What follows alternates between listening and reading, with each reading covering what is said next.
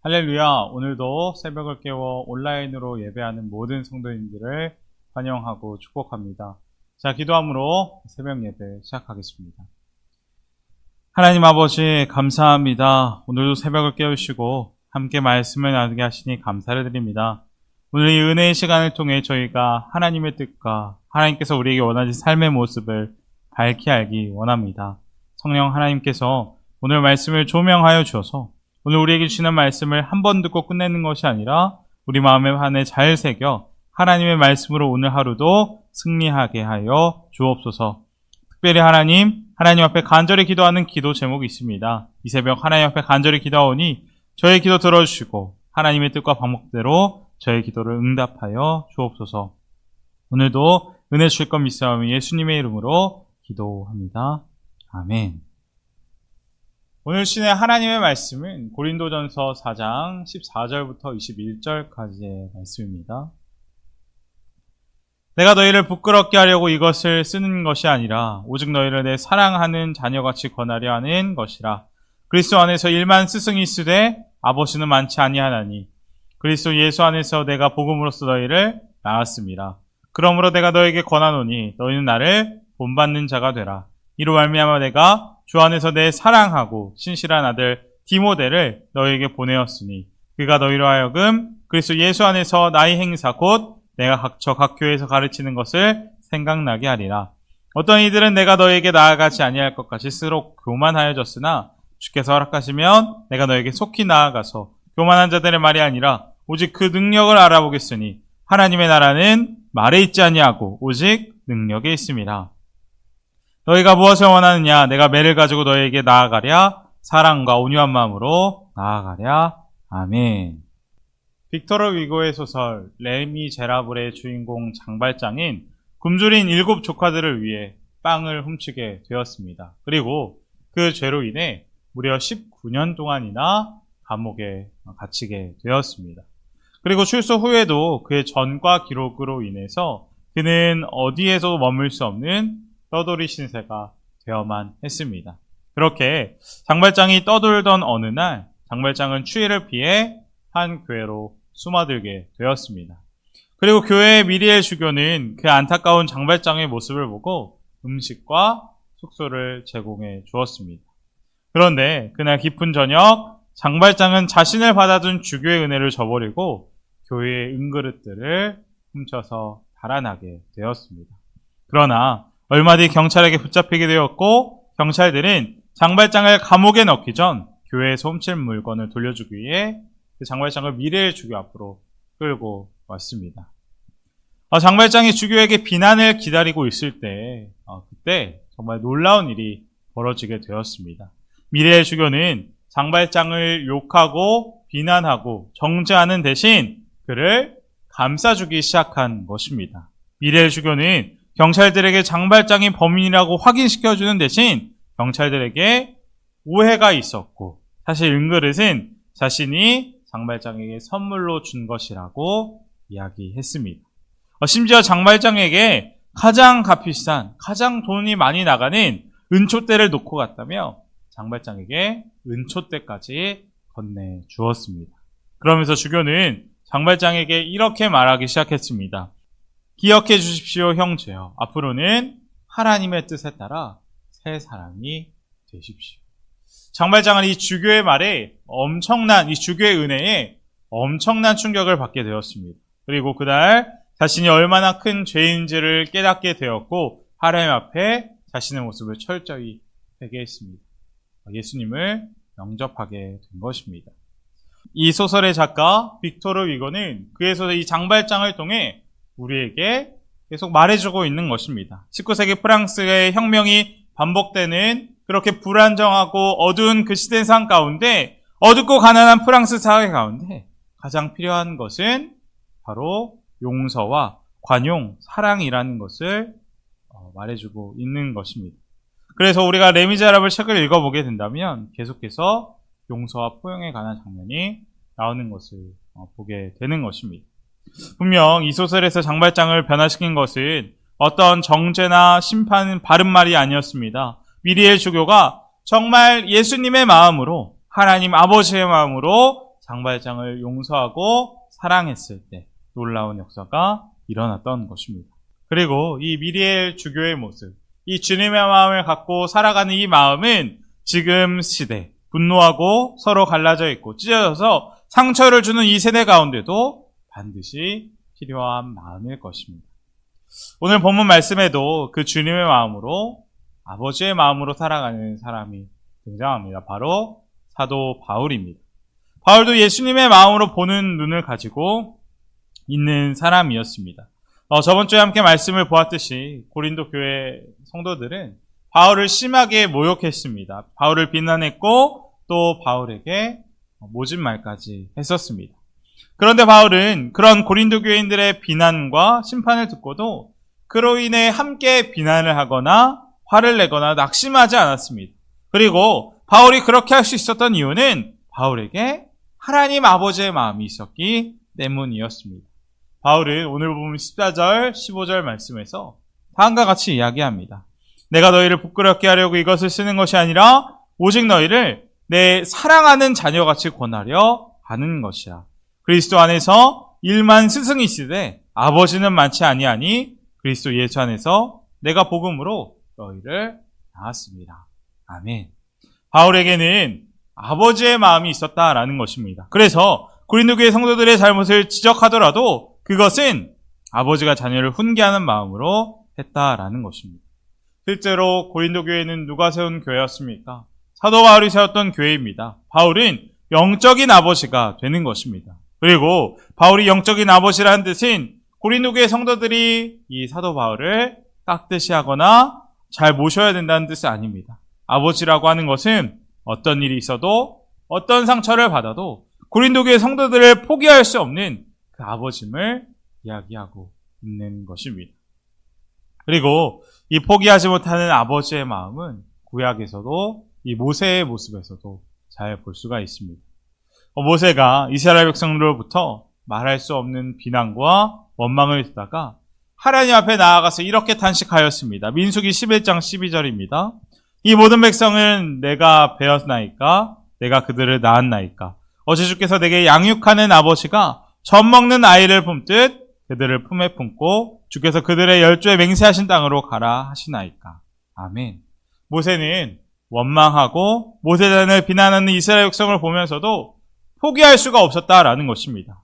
젖 먹는 아이를 품듯이 그들을 품에 품고 가나안까지 가야 한다라는 것입니다.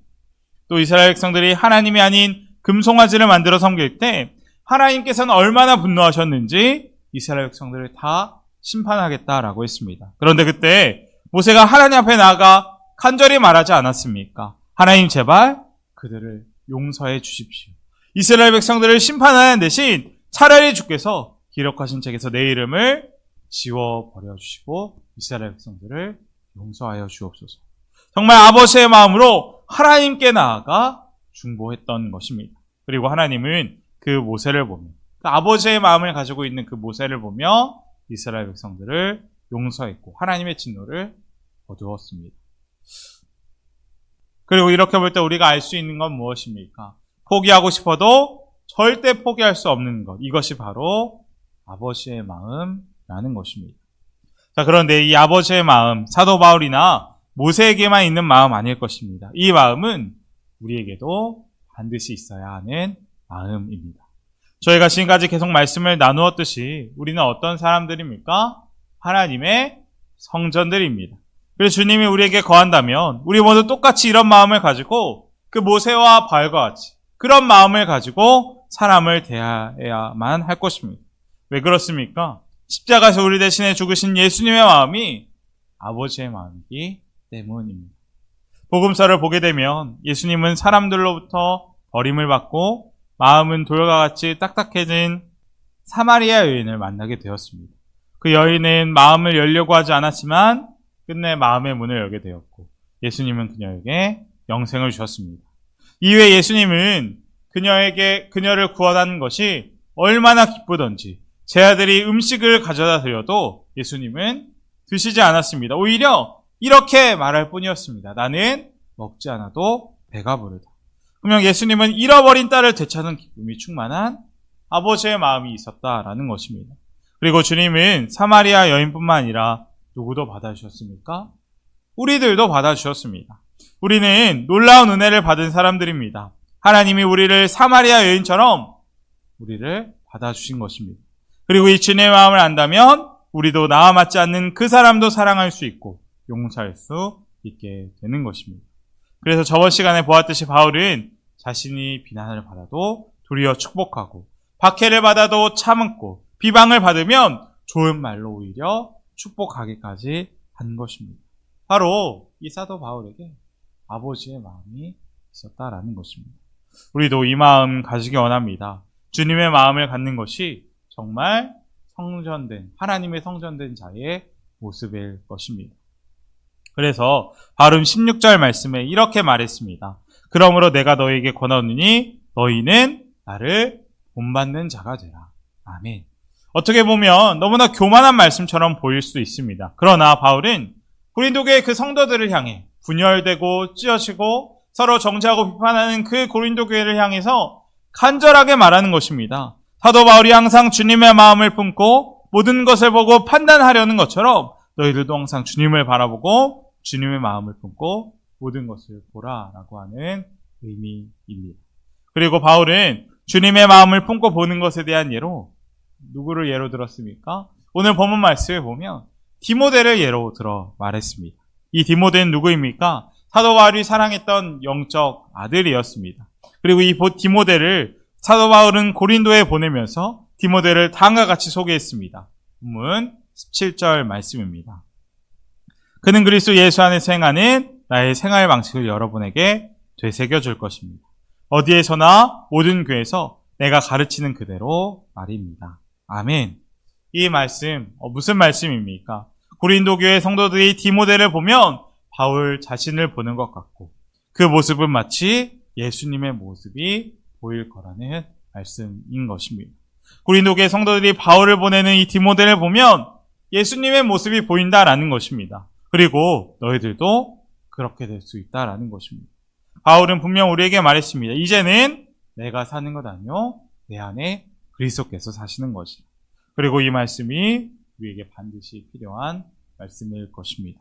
앞서 말했던 우리는 하나님의 성전입니다. 우리가 이 사실을 정말 믿고 주님을 바라보고 산다면 누구나 우리를 보며 어떤 사람이 우리를 보면서 예수님의 모습이 저 모습이구나 라고 알 수 있을 것입니다. 그리고 우리가 정말 하나님의 사람인지 하나님의 성전인지는 어떻게 알 수 있습니까? 우리에게 정말 시험이나 공동체 안에 어려움이 생기면 금방 드러나게 될 것입니다.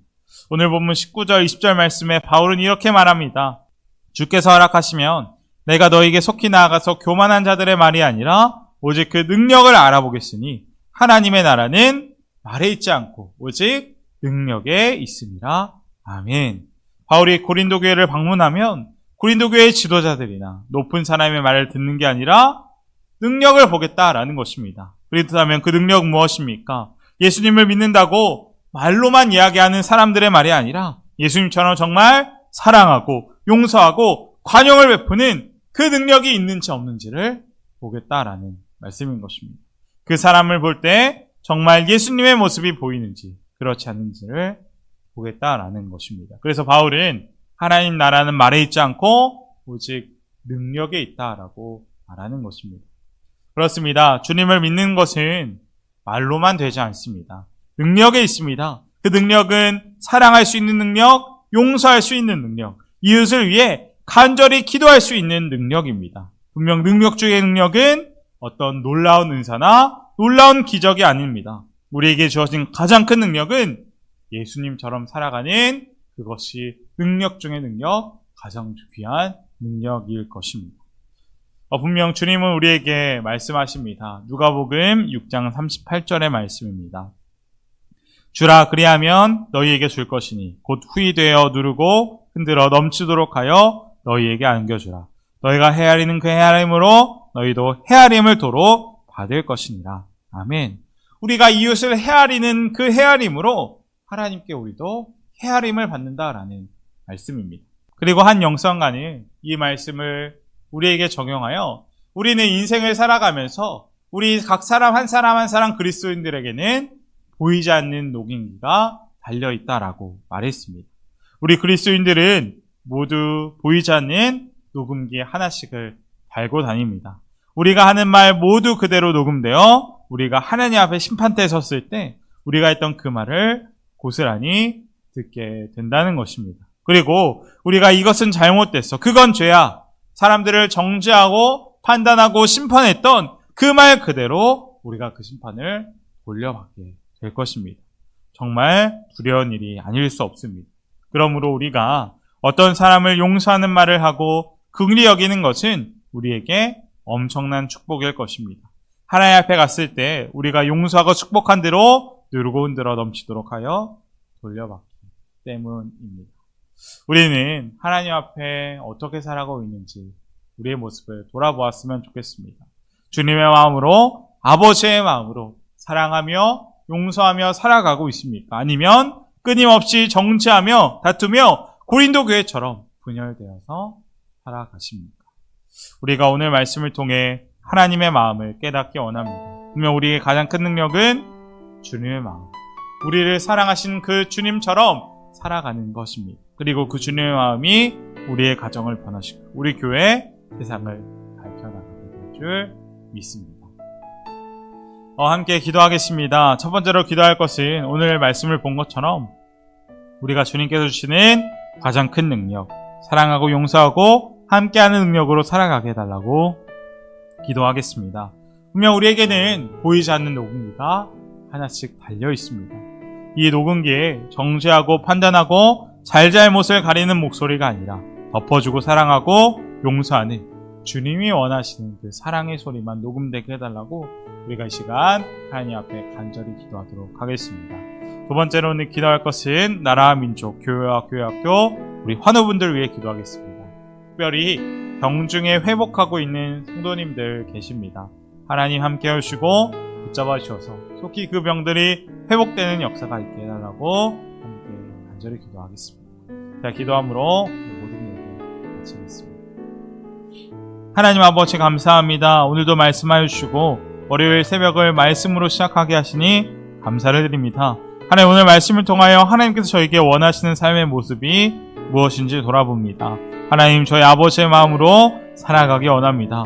분명 하나님, 죄인이 우리를 위해 독생자 예수님까지 내어주셨습니다. 그 하나님을 믿는다면 우리가 용서하지 못할 사람 어디에 있겠습니까?